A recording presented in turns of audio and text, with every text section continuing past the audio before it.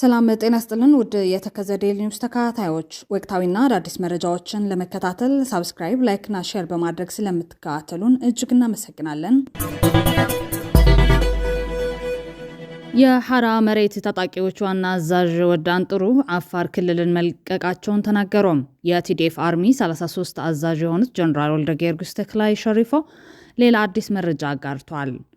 በሌላ መረጃ በተንቤን አካባቢ ሌላ የድሮን ጥቃት መፈጸሙን እንዲሁም ህወሓት ወደ አፋር የተኮሰውን ጥይት እየተመረመረ መሆኑን የሚገልጹ ወሬዎች እየወጡ ናቸው። እውነትነታቸው የሚመለከት ዝርዝር ምላሽ ይዘናል። በተንቤን የአየር ቦምብ ድብደባ ተፈጸመ። ድብደባው የህወሓት ወታደራዊ ስፍራዎችን ኢላማ አድርጓል። በሌላ በኩል ሁለት የኤርትራ ጀነራሎች ለመጀመሪያ ጊዜ በአሰብ ወደብ ጉዳይ የሚመለከት ዘመቻ ምላሽ ሰጡም። በቅርቡ ይፋ የሆነ አንድ የድህረ ጦርነት የአካባቢ ጥናት በትግራይ ክልል የአፋርና የውሃ ስርዓቶች ላይ ሰፊ ሆን ተብሎ የተፈጸመና አስከፊ ውድመት መድረሱን አስታውቋል። የቀድሞዋ የኢትዮጵያ ቀዳማዊ እመቤት ወይዘሮ አዜብ መስፍንን በዩጋንዳ ህዝብ ፊት በአደባባይ መመጎሳቸውን ተዘግበዋል። እነዚህና ሌሎች አዳዲስ መረጃዎች ይዘናል። አብራችሁን ቆዩም። በቅድሚያ ዛሬ ጥቅምት 30 ቀን የማይካድራ ዘግናኝ ጭፍጨፋ የተፈጸመበት 5ኛ ዓመት መታሰቢያ ነው። በመከላከያ ጀርባ ታዝለው የገቡ ፋኖ በሚል የተደራጁ ኃይሎችና ሚሊሻዎች ትግራዋይን እየለዩ በገጀራ በጩቤና በቆንጨራ ለማሰብም የሚከብድ ዘግናኝ ግፍ የፈጸሙበት ዕለት ነው። በተለይም በማይካድራ ከተማ ባዶ 3 እና ባዶ 4 ቀበሌዎች የትግራይ ተወላጅ የሆነ በሙሉ እንዲገደል ትዕዛዝ ተላልፈው ጭፍጨፋው መፈጸሙን ከእልቂቱ የተረፉ ሰዎችና የጤና ባለሙያዎች ያስረዳሉ። ካብ 14 ዓመት ንላዕላይ ዝኾነ ተባዕታይ ማለት እዩ ቅተል ዝብል መምርሒ ከም ዘሎ እንታብ አንደበቶም ሰሚዐ ንስኡ ካሊእ እኮነ ትግራዋይትኻ ጥዋዕያ ትግሬና አማራ ትግሬኒ ተገግ በቃ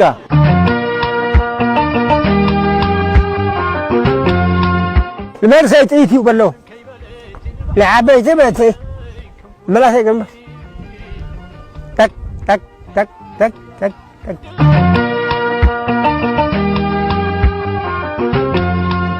ልሞተ ደማ ሸቃላይ ትግራዋይ ልሞተ ሸቃላይ ትግራዋይ ልሞተ حمد عن كلتن ادمي يبلك الله ام حاله تقللا توقع يلن توقع ترفر يلن احنا هنا ترفرنا احنا هنا تجيبنا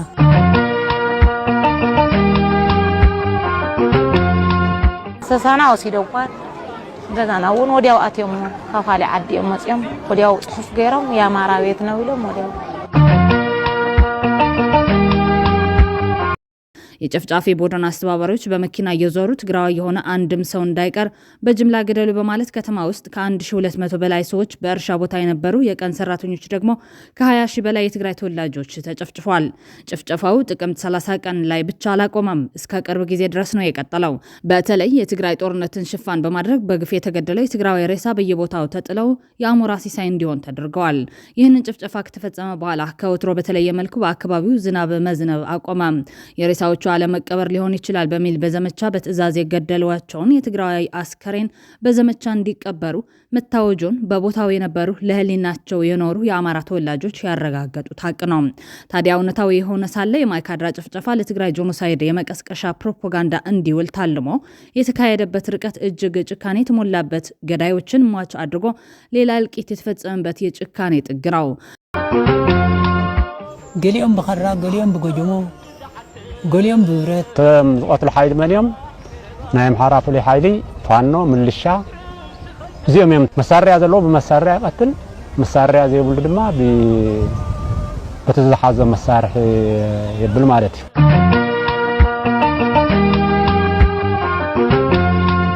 ነፍታ ሻዓና ሃለና ፍታ ዓለት ሓደ አና ዓለት ሓደ ብትወደቅና ዓለት ክልተ አነ ሞይተ እታ ሃይለ ሞይተ ኢሎም እዮም ገዲፎምኒ በቃ ካብ ርእሲ ጀምሩ ክሻው ታሕቲ ረሳዩ ተጋሩ ረሳዩ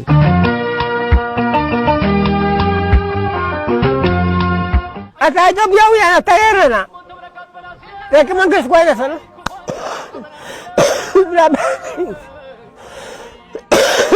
ለባተይ አባጣሶ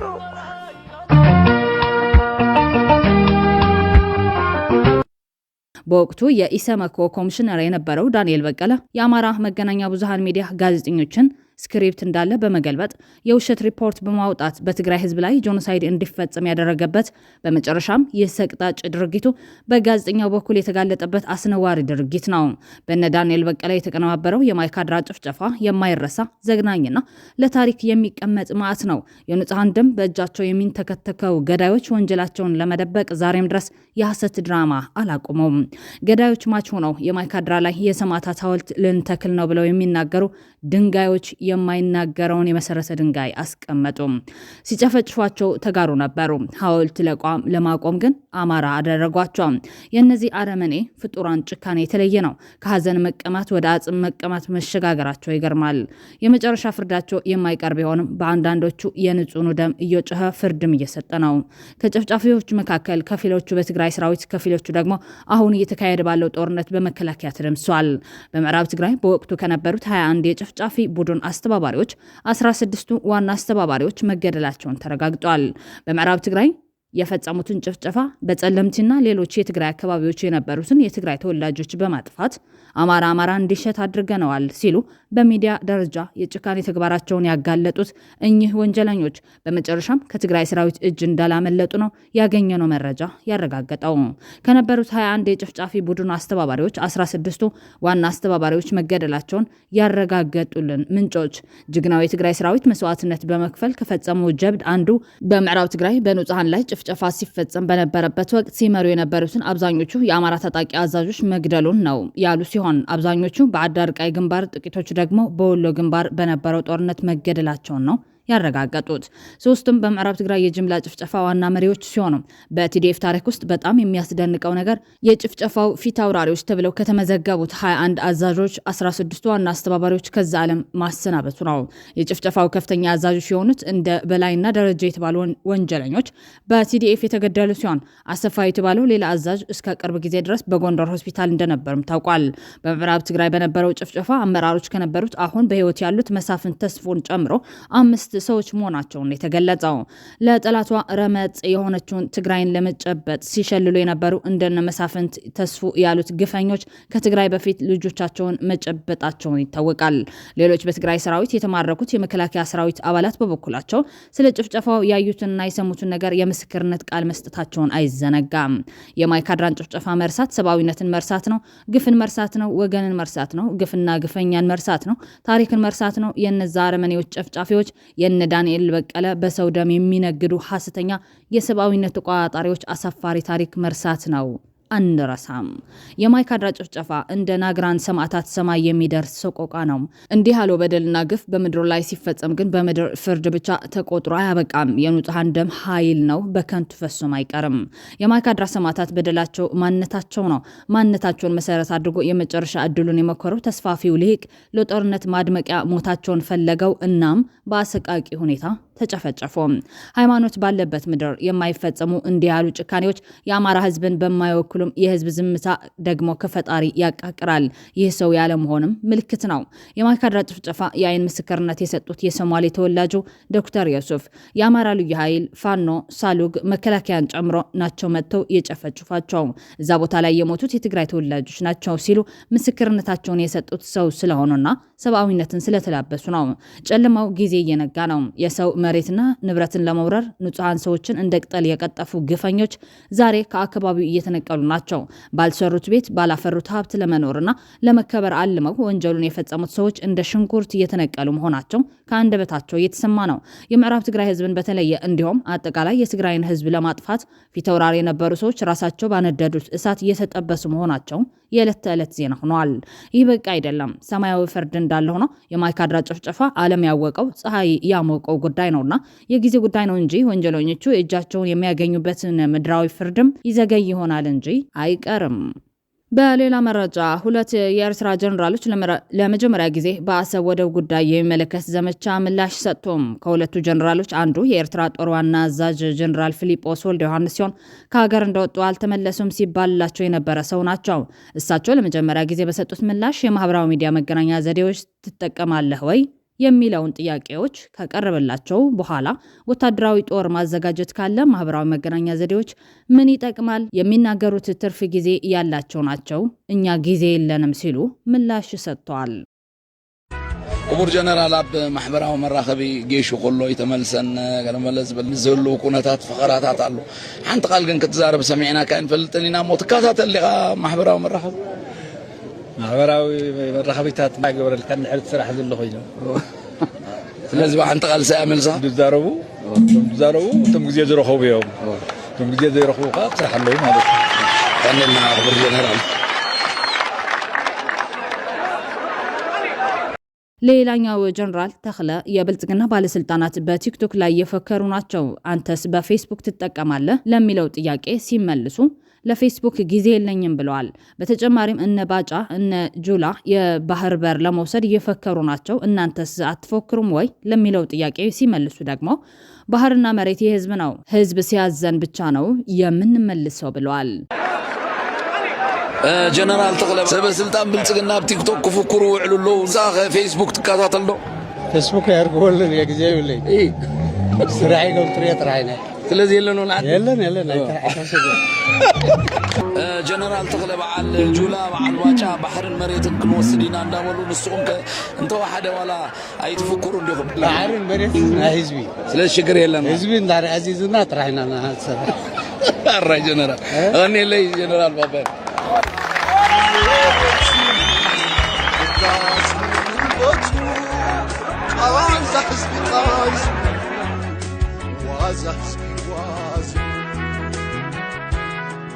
ጀነራል ብርሃኑ ጁላና ባጫ ደበሌ ሰሞኑን ሲፈክሩ መሰንበታቸውንም ይታወሳል። ከሻዕቢያ ጋር ጽምዶ ብሎ ግን ቦርደር ሰብሮ መሄድ እኮ ጸረ ህገ መንግስት ነው። አሰብ የኢትዮጵያ ነች ያልነው አሰብ የኢትዮጵያ ስለሆነች ነው 100% ፒሪየድ። በተንኮልና በሸፍጥ አስመራና አዲስ አበባ ሆናችሁ ወስዳቸዋል። ያኔ የተናገራቸው የለም። በዛን ጊዜ የሚናገር ሰው አንገቱ ይቆረጣል። አማራ እንደሚተርተው ደረቃቅ ጉሮሮ ይቀዳል። ምን ማለት ነው? መቼ ለማን የት ልናገር የሚል ነገር ነበር ጄኔሬሽኑ የሚጠብቀው። አሁን ደግሞ የኢትዮጵያን አሰብ የሚያስመልስ ጄኔሬሽን ነው ያለው። ስልጣን ላይ ያለው መንግስት የዚህ ጄኔሬሽን ነው። በጠቅላላ የኢትዮጵያ ህዝብ በዚህ ተግባብተዋል። አሰብ የኛ ነው አይደለም። አሁን ጥያቄው እንዴት ነው የምንመልሰው ነው። ስለዚህ አዎ በጉልበት ነው የወሰዳችሁት። በጉልበት የወሰዳችሁትን በጉልበት ይመለሳል ክፉ ከመጣ። ነገር ግን በጉልበት ለመመለስ አንሄድም።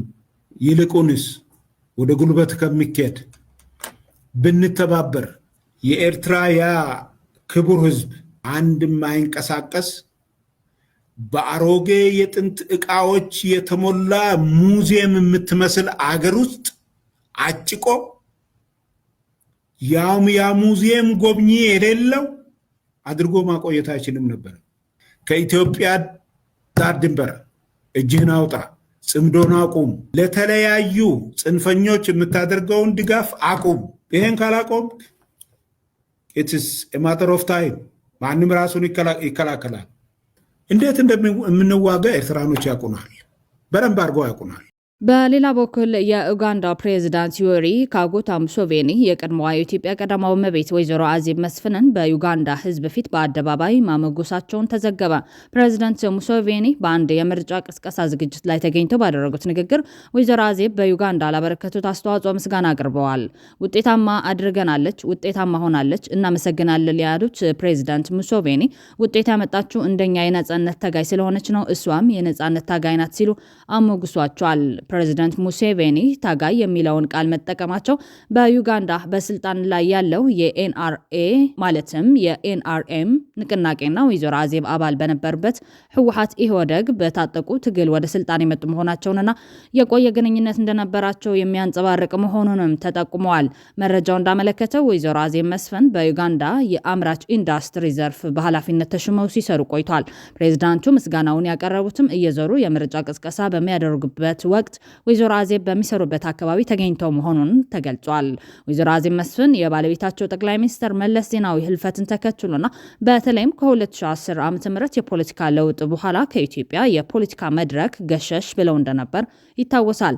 ከቀረበው መረጃ መረዳት እንደተቻለው ወይዘሮ አዜብ በገዛ ሀገሬ እንዳልሰራ ተደርጊያለሁ የሚል ቅሬታ እንደነበራቸው የተገለጸ ሲሆን በዩጋንዳ በተሰጣቸው ኃላፊነት ግን እጅግ ከፍተኛ የተባለ ለውጥ እንዳስመዘገቡ በፕሬዝዳንቱ ተመስክሮላቸዋል። ፕሬዝዳንት ሙሴቬኒና ማቹ ጠቅላይ ሚኒስትር መለስ ዜናዊ በምስራቅ አፍሪካ ፖለቲካና ጸጥታ ጉዳዮች ላይ የጠበቀ የስራ ግንኙነት እንደነበራቸው የሚታወስ ነው። በቅርቡ ይፋ የሆነ አንድ የድህረ ጦርነት የአካባቢ ጥናት በትግራይ ክልል የአፈርና የውሃ ስርዓቶች ላይ ሰፊ ሆን ተብሎ የተፈጸመና አስከፊ ውድመት መድረሱን አስታወቀ። የትግራይ የዘር ማጥፋት ወንጀል አጣሪ ኮሚሽን ያወጣውና በሪፖርት እንግሊዝኛው ጋዜጣ ላይ የወጣው ሪፖርት ከ2020 ጦርነትና ተከትሎ ከመጣው ከበባ በኋላ የትግራይ የአፈርና የውሃ ስርዓቶች ሊመለስ የማይችል ውድመት እንደገጠማቸው ገልጿል። ሪፖርት እንዳመለከተው በጦርነት ከተጎዱ አካባቢዎች ከተወሰዱ የአፈር ናሙናዎች ውስጥ 89% የሚሆኑት በወታደራዊ ጥይቶችና ፈንጂ ውስጥ በሚገኘው ሞሊቢዲኒየም በተባለ ከባድ ብረት በአደገኛ ደረጃ መበከላቸውን በላብራቶሪ ተረጋግጧል። ከአፈር መበከል ጎን ለጎን የውሃ ስርዓቶችም ክፉኛ መስተጓጎላቸውን ሪፖርቱ ጠቁመዋል። ጥናቱ በበርካታ ምንጮችና ወንዞች ላይ ሆን ተብሎ ኬሚካሎችን መጨመርና ቆሻሻ መጣል መፈጸሙን እንዲሁም የውሃ ፓምፖች በስርዓት መዘረፋቸውንና መውደማቸውን ዘግቧል። ሪፖርቱ ትግራይ በአፈርና ውሃ ጥበቃ ያደረገችው የበርካታ አስርተ ዓመታት እድገት በጦርነቱ ወራት ውስጥ ተቀልብሷል ብሏል። በጥበቃ ስራዎቹ ላይ ለደረሰው ውድመት በርካታ ምላሽ ሰጪዎች የኤርትራ መከላከያ ሰራዊት እና የኢትዮጵያ ብሔራዊ መከላከያ ሰራዊትን ተጠያቂ ማድረጋቸውን ሪፖርቱ አመላክቷል። ኮሚሽኑ ባወጣው ግጭት ጦርነቱና ከበባው በትግራይ የተፈጥሮ ሀብትና ስነ ምህዳር ላይ በድምሩ ከ46.6 ቢሊዮን ዶላር በላይ ውድመት ማድረሱንም አስታውቋል። በመጨረሻም የሐራ መሬት ታጣቂዎች ዋና አዛዥ ወዳን ጥሩ አፋር ክልልን መልቀቃቸው ተናገሩ። የቲዲኤፍ አርሚ 33 አዛዥ የሆኑት ጀነራል ወልደ ጊዮርጊስ ተክላይ ሸሪፎም ሌላ አዲስ መረጃ አጋርቷል።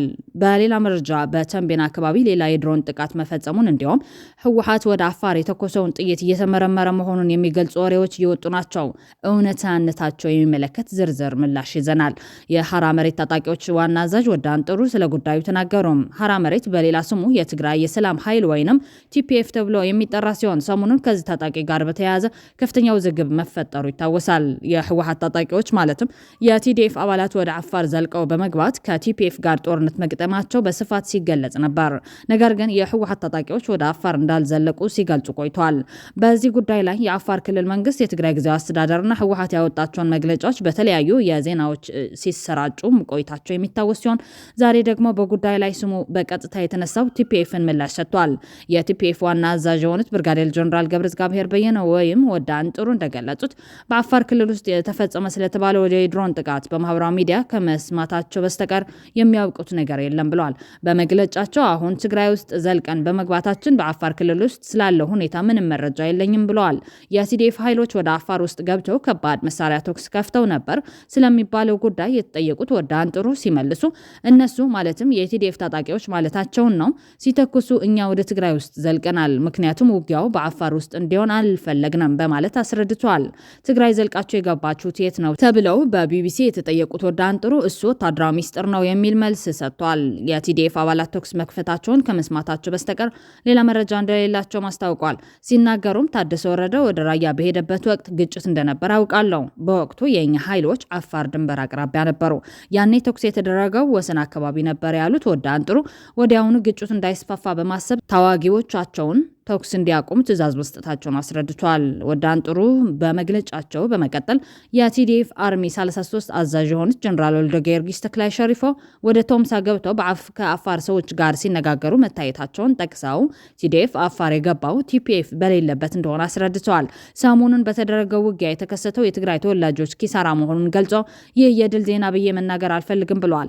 ቲፒኤፍ ለምን በአፋር ክልል እንደሚንቀሳቀስ ሲጠየቁ ደግሞ እኛ ከጀምሮ ወደ ጦርነት ውስጥ የመግባት ፍላጎት አልነበረም አልነበረንም። ይሁን እንጂ በትግራይ ውስጥ እንታሰራለን የሚል ስጋት ስለገባን ክልሉን ለቀን ወጥተናል በማለት መናገራቸውን ተመልክተናል። ብርጋዴር ጀነራል ፍስሐ ኪዳኑ በበኩላቸው ራሳችንን መከላከል እንችል ነበር፣ ነገር ግን አላደረግነውም ሲሉ በጉዳዩ ላይ ተናግረዋል። የትግራይ ጊዜያዊ አስተዳደር የሰላምና ጸጥታ ቢሮ ኃላፊ የሆኑት ብርጋዴር ጀነራል ፍስሐ ኪዳኑ በአፋር ክልላዊ መንግስት የተነሳውን ስምታ በተመለከተ ሲናገሩ እኛ ምንም አይነት ግጭት አላነሳንም፣ እንዲህ አይነት ዝግጅትም የለንም ብለዋል። ጀነራሉ በአንጻሩ የአፋር ኃይሎችና የሐራ መሬት ኃይሎችን በተደጋጋሚ ትንኮሳ እያደረጉ ነው ሲሉ ከሰዋል። ሲናገሩም በአፋር ክልል ውስጥ የሚገኙት የሐራ መሬት ኃይሎች በተለያዩ ቦታዎች ከአፋር ኃይሎች ጋር በመሆን ተደጋጋሚ ጥቃቶችን ፈጽመዋል ካሉ በኋላ እነዚህ ተደጋጋሚ ጥቃቶች ተፈጽመው ካሉባቸው ቦታዎች መካከል ምላዛት፣ አካዛ፣ ደስዓ፣ ዋጅራትና ገረብ አገውል እንደሚገኙበት ጠቅሷል። እንደ ምሳሌም ባለፈው እሁድ ማለትም ጥቅምት 23 ቀን 2018 ዓ.ም በገረብ አገውና ደረርባን በተባሉ አካባቢዎች ትንኮሳዎች እንደነበሩ ያስታወቁት ጀነራል ተክላይ ጨምረው እንደ እውነቱ ከሆነ የአፋር ልዩ ኃይሎች በትግራይ ውስጥ አንዳንድ ክፍሎችን እንደተቆጣጠሩ እናውቃለን። ነገር ግን ግጭት አያስፈልግም፣ ጉዳዩን ለህዝባችንን እናብራራለን የሚል ሀሳብ ነበረን ብለዋል። ጊዜያዊ አስተዳደሩ ራሱን የመከላከል እርምጃ እንዳልወሰደ ጠቁመው ራሳችንን መከላከል እንችል ነበር፣ ነገር ግን አላደረግነውም በማለት ገልጿል። የፕሪቶሪያው ስምምነት ለማክበር ቁርጠኛ መሆናቸውንም አስታውቀዋል። የቲዲኤፍ አርቢ 33 አዛዥ የሆኑት ጀነራል ወልደ ጊዮርጊስ ተክላይ ሸሪፎ ወደ ቶምሳ ገብተው ከአፋር ሰዎች ጋር ሲነጋገሩ ታይተዋል ሲባል መቆየቱን ይታወቃል። ነገር ግን ጀነራሉ በሰጡት ምላሽ ወደ አፋር እንዳልገቡና የተተኮሰ ጥይት እንደሌለ ነው የገለጹት። ማ ነገር ዝደልዩ ሰባት እንተዘይ ኮይኖም ፍጹም ነው አፋር ዛተው ኃይል ይብልናል ጭራሽ ዝነበርዎ ቶም ሸፋቱ ኣብ ናይ ራያ ዓዞ ወረዳ ናይ ዋጅራት ወረዳ ኣብዚ ካዚ ዝርከቡ ዝነበሩ ሸፋት እዮም። እዞም ሸፋት ሰማው ኮይኖም ይህውኹ ነይሮም መስመር ናብ ራያ እውን ተሽከርካሪ ከይሓልፍ ናብ መቐለ እውን ከይኸይድ ኣብቲ ከባቢሱ እግርግር ይፈጥሩ ነይሮም። ተደጋጋሚ ክትራን፣ ተደጋጋሚ ዝርፊያ፣ ተደጋጋሚ መኪና ምስባር፣ ተደጋጋሚ ካልኦት ስራሕቲ ትንኮሳታት ይፈጥሩ ነይሮም። ክሳብ ደደርባ ከባቢ ይመፁ ነይሮም። ተጋዳላይ እውን እናለመነ ግደፉ ባዕልና ንባዕልና ከምዚ ይኮነ እናለ ሰረናይ ሰራዊት አመራርሓስ ሁሉ ተጋዳላይ ይልምኖም ነይሩ። ጠቅላላ ድሓረፍቱ ቅድሚት ከባቢ ሚልክ ዝበሃል ቦታ ኣሎ። እዚ ናይ ራያ ዓዞ እዩ። ካብኡ ንፀጋም እውን ናይ ዋጅራት ከምቲ ዝበልክኹ እዩ። ኣብዚ ከባቢ ኮይኖም ዋና መተሓላለፊኦም መሰልጠኒኦም ገለ ነይሩ። ናብኡ ናትና ሓይሊ ክግስግስ ከሎ ሃዲሞም እዮም ከይዶም ሓንቲ ክላሽ ጥይት እውን ኣይተኮስናን ክሳብ ዘለሙዓንቲ ጭራሽ ብፍላይ ኣብ ዓፋር ቦታታት ተጠቂሶም ምስ መጋሌ ዝበሃል ከባቢ ዝነበረ ናይ መሳርሒ ኩናት ብድሮን ኣጥቂ ተጠቂዖምናም ዝብሉ ሓበሬታታት እውን ወፂኦም እዮም። እዚኦም ትክክል ኣይኮኑን ማለት ድዩ? ምናልባት ናይ ባዕሎም ሰብን ናይ ባዕሎም መሳርያ እንተወቂዖም መጋለ ይንፍልጥን መጋለ ዝኸደ ሓይሊ ሓደ ሰብ እውን የብልናን ንሕና ኣርትዎ ዝኸደ ሓይሊ የብልናን ቶንሳ ዝኸደ ሓይሊ እውን የብልናን ጭራሽ ከምዚ ዓይነት ናትና ሓይሊ ናብቲ ከባቢ ዝኣተወ ሓይሊ የለን። የጀነራሉ ምላሽ የሆነ ሳለ ግን አንዳንድ ዩቲዩበሮች ህወሓት ተኮሷቸው የተባሉት የከባድ መሳሪያ ጥይቶች እየተመረመሩ ነው፣ በተንቤን አካባቢ ሌላ የድሮን ጥቃት ተፈጸመ የሚል ምንጫቸው ያልተረጋገጡ በሬ ወለደ መረጃዎች እያሰራጩ ይገኛሉ። በተንቤን የአየር ቦምብ ድብደባ ተፈጸመ። ድብደባው የህወሓት ወታደራዊ ስፍራዎችን ኢላማ አድርጓል። ሻቢያን አዝሎ አፋር የገባው የቲዲኤፍ ፋይል ተንቤን ላይ እንዲህ ያለ ጥቃት ሲፈጸምበት በተለያዩ አካባቢዎች የደበቃቸውን ከባድ መሳሪያዎች ቆፍሮ እያወጣ መሆኑ ተሰምቷል። ይህ በእንዲህ እንዳለ ህወሓት የትናንቱን የድሮን ጥቃት በተመለከተ ለአንቶኒዮ ጉተሬስ ደብዳቤ ጽፏል። ህወሓት በአፋር ጥቃት ከከፈተ በኋላ 2 የአየር ጥቃቶች ተፈጽሞበታል። በትናንትናው ዕለት በአፋር ወሰን ላይ የድሮን ድብደባ የተፈጸመበት ሲሆን ዛሬ ሌሊቱን ደግሞ በተንቤን አውራጃ ውስጥ የጦር መሳሪያዎችን ባከማቸበት ስፍራ ላይ የቦምብ ድብደባ እንደተፈጸመበት ታውቋል።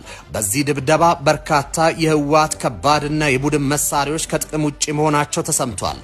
ህወሓት ሰሞኑን የተኮሰውን ጦር መሳሪያ መንግስት ጥይቶችን እየመረመረ መሆኑ ተሰማ። ዝርዝሩን ከዕለቱ ዜናችን ላይ ተመልከቱት። እነዚህ መረጃዎች በሬ ወለደ መሆናቸውም የተለያዩ ምንጮች ጠቁመዋል። በአፋር የነበሩት የትግራይ ታጣቂዎች መውጣታቸውንም በአካባቢው እንዳይከሰት ሲፈራ የነበረውን ቀጠናዊ ጦርነት ስጋት እንዲቀንስ የራሱ አስተዋጽኦ ይኖራል ተብሏል። ኢትዮ ፎረም ጨምሮ በርካታ የዜና ምንጮች አካባቢው የቀጠናዊ ጦርነት መነሻ እንዳይሆን ስጋታቸው ሲገልጹ ቆይተዋል። These are fighters with the Red Sea Afar Democratic Organization training near the Eritrean border. የአፋር ህዝብ በቀይ ባህር አካባቢ ባለው ስትራቴጂካዊ አሰፋፈሩ መነሻነት ህዝብን መሬትን አፈር ከመድረኽ መጻወት ምዝማዝ ወዘተ ተንሳ ቀበሌ ዝነበረላ ተንሳ ክነግድ ክሰርሕ ገለ በሰላማዊ መንገዲ ዝመጸ ሰውን ዝኾነ ሰብ ይነብረላ በምስራቅ አፍሪካ ሁለት ጦርነት እንጀራቸው የሆኑ መሪዎች በአዲስ አበባና በአስመራ ላይ አሉ። እነሱ እስካሉ ድረስም የጥይት ድምፅ፣ የፍንዳታ ጩኸት የአፍሪካ ቀንድን ጆሮ ያደነቁራል። የአፋርን ህዝብ ሁነኛ ጦር ሜዳቸው ሊያደርጉትም ካሰፈሰፉ ቆይተዋል። ሁለቱ የጦርነት አባወራዎች የአፋር ክልል በፍቅራቸውም ሆነ በጸባቸው ወቅት ሊወድም ካጩት አካባቢ መካከል አንዱ ነው። ለአገር ክብርና ሉዓላዊነት እንጥፍጣፊ ፍቅር የሌለው የራሱንም አገር እየሰለለ ለጠላት አገር በመስራት ያደገው የኦህዴድ ብልጽግና ባይናገረውም በአፋር ክልል አሁንም የኤርትራ ሰራዊት ተቆጣጥሯቸው የሚገኙ ቀበሌዎች አሉ። የአፋርን ህዝብም እስከ መጨረሻው ሊያጠፋ የሚችል አውዳሚ ጦርነት የተደገሰ ይመስላል። በዚያ ክልል ውስጥ የህዝቡ ቁጥሩም ያነሰ፣ የወሊድ ምጣኔውም ከሌሎች የኢትዮጵያ ህዝቦች ሁሉ ያነሰ ነው። በዚህ ህዝብ ላይ ጦርነት ታስቧል። ሲደራገብና እንዲነገር የሚፈለግ ጉዳይ ግን አለ። እሱም በአፋር ክልል ውስጥ ህወሓት ገብቶ አጠቃ የሚለው ነው። የብልጽግና የፕሮፓጋንዳ ሰራዊት ከአሜሪካም ከአፍሪካም የሚናገረው ይኸው ነው። ሌሎች የአማራ የሚዲያ ባለሙያዎች በበኩላቸው የብልጽግና መንግስት በትግራይና በአማራ መካከል ምዕራብ ትግራይ የጦርነት መነሻ ለማድረግ እንቅስቃሴ እያደረገ መሆኑን በመግለጽ የአማራ ክልል ህዝብ ከዚሁ አሳሳች አጀንዳ ራሱን እንዲጠብቅ ሲመክሩ ታይተዋል። ይበል የሚያሰኝ ጅምር ነው። የአብይ አህመድ አገዛዝ እንደምታውቁት ኃይል አደራጅቷል። ኃይል ያደራጀው ትግራይ ላይ ልክ አማራው ላይ እያደረገ እንዳለው ትግራይን እርስ በርስ እየተዋጋ እንዲኖር የሚያስችል አደረጃጀት ቅርጽ እንዲፈጠር ነው ሲያደርግ የቆየው። መተው ትግራይ ላይ ያን ሁላ ዘመቻ ካደረጉ በኋላ የፖለቲካም የኢኮኖሚም ስበት ማዕከል አይደለችም ከዚህ በኋላ ትግራይ ብለዋል እንዲወጣው። ራሳችሁ ለውድመት ባታዘጋጁ መልካም ነው። ኤሊቱ ከመቼውም ጊዜ በላይ የትግራይ ኤሊት ለራሱ ሲል መነጋገር ያለበት ወቅት ነው። መወያየት ያለበት ወቅት ነው። አሁን ናሬቲቭን ወዴት እየወሰደው ነው? አፋር ላይ በአፋር በኩል መግለጫ አስወጣ። ኢሚዲየትሊ ያገዛዙ ልሳኖች ወልቃይት ተከዜዘብ የሚል አጀንዳ በስፋት እያራገቡ ነው ያሉት። ለምንድን ነው ይሄንን አጀንዳ ይዘውት የመጡት? ትናንትና በአፋር በኩል መግለጫ አስወጥተው አፋር ተወረርኩ እንዲል ጉዳዩ ከፌደራል አሁን ባይዘው እንዳልነው ምን መሰለህ አብይ የሚያደርገው ነገርየውን ከፌደራል መንግስት ከወህዴድ ጀነራሎቹ ሲጮሁ ሰነበቱ። አሁን ጉዳዩ ከፌደራል መንግስት ያወርድና የአፋርና የአማራ ያደርገዋል። አማራ ለመፍታት ብዙ ምቹ ቀዳዳ ባይኖረውም አሁን ቀዳዳ እየፈለገ ነው። በቃ ወያኔ ሊመጣ ነው፣ ተከዜዘብ ተነስ እየተባለ ነው።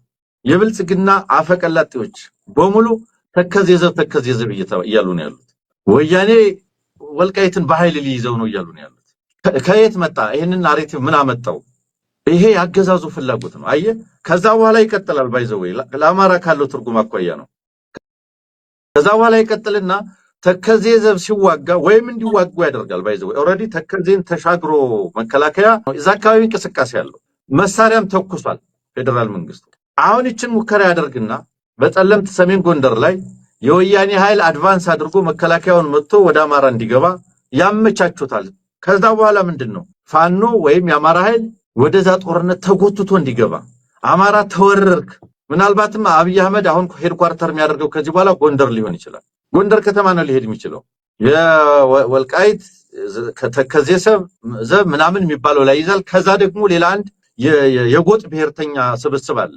አማራ ሲወረር ወያኔ እንደዚህ ሲያደርግ ፋኖ ምን አደረገ? ዝም አለ። ባንዳነት ነው ከሃዲነት ነው እያለ ይጮሃል። ፋኖ እኔ ሪፍሬን አደርጋለሁ ምንም ነገር ውስጥ አልገባም ቢል እንኳን አሁን የመጀመሪያው ጸረ ፋኖና ጸረ አማራ ዘመቻ የሚያስከፍቱት ይሄ ስኳድ ምናምን ተብሎ የተደራጀ የጎጥ ስብስብ አለ። የመጨረሻ ነቀርሳ የሆነ ማለት ነው። ያ ነቀርሳ ኃይል ሌላ አጀንዳ የለውም፣ ሌላ ጠላት የለውም። አብይ አህመድ ዘመዴ ነው ብሎ የተቀመጠ ነው። አብይ አህመድ ወዳጄ ነው ብሎ የተቀመጠ ነው። ኦህዴድ አዳኝ ነው፣ ኦህዴድ የጥቅም ምንጭ ነው ብሎ የተቀመጠ ጠባብ ቡድን ነው። ያ ቡድን አሁን ዋነኛው የሚዲያ ትርክቱና ፕሮፓጋንዳው ባለቤቱ ነው ይመጣል። ጠብቀው ከነገ ጀምሮ ዋነኛው ባለቤቱ ነው የሚመጣው እሱ ነው።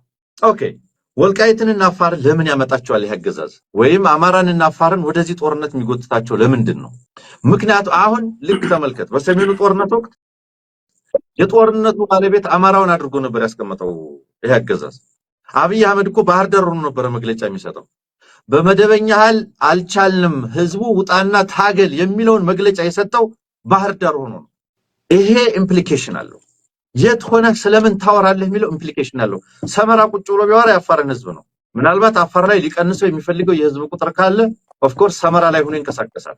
በተመሳሳይ አማራውን ጎትቶ ለማስገባት ግን ምናልባትም ወልቃይት ዳንሻ ወይም ደግሞ ሁመራ መሄዱ አይቀርም። ይሄንን ያደርጋል።